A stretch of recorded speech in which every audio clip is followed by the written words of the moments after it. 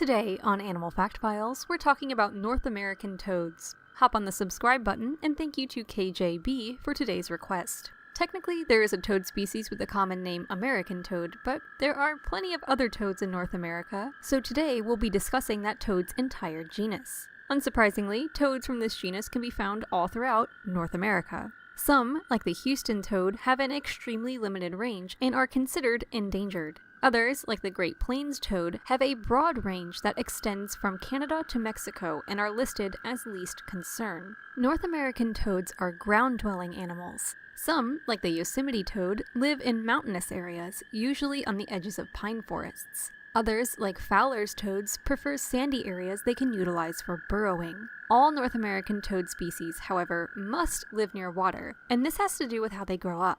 Before they become the toad shape we're all familiar with, North American toads must first undergo metamorphosis from their larval forms, which are commonly known as tadpoles. These toads can live for more than a decade. However, most species of North American toads won't start breeding until they're at least 3 years old, though Houston toads start at about 1 year of age. Breeding seasons typically fall within the spring and summer months in North America, and males will show up to the breeding sites before females so they can secure the best spots from which to sing. All species of North American toads have their own distinct voice, but most can be referred to as a loud, shrill call that sounds something like this.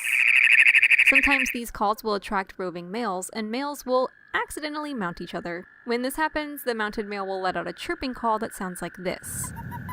This noise will let the other male know he's made the wrong selection. When a male finally does find a receptive female, he'll hold on tight and she'll make her way to the water. North American toads generally lay their eggs in temporary pools, preferring areas without large fish who could prey on their young. Though ponds and lakes work too. The eggs are laid by the female in long strands that can number in the thousands. While she's laying eggs, the male gets to work fertilizing them. Once they're finished, the parents leave behind their babies forever. North American toad tadpoles hatch within 2 weeks and metamorphose into adults within 2 months. At full size, the average North American toad is 3 inches long. However, this genus contains the smallest living toads in North America, the oak toads, who average barely more than an inch in length. As they grow, North American toads shed their skin, and, not wanting to let that perfectly good skin go to waste, they eat it.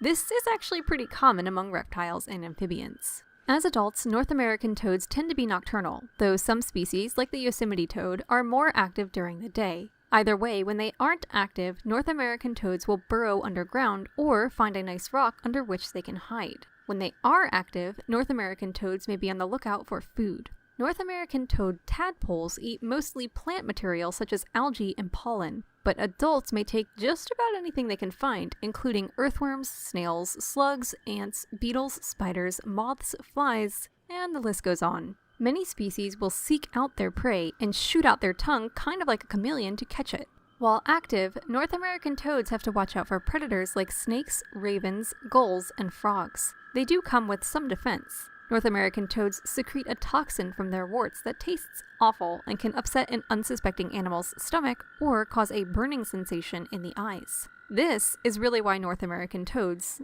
and most toads in general, should be handled with caution, and not because they might give you warts, which is totally a myth. For more facts on North American toads, check out the links in the description. Give a thumbs up if you learned something new today, and thank you for watching Animal Fact Files.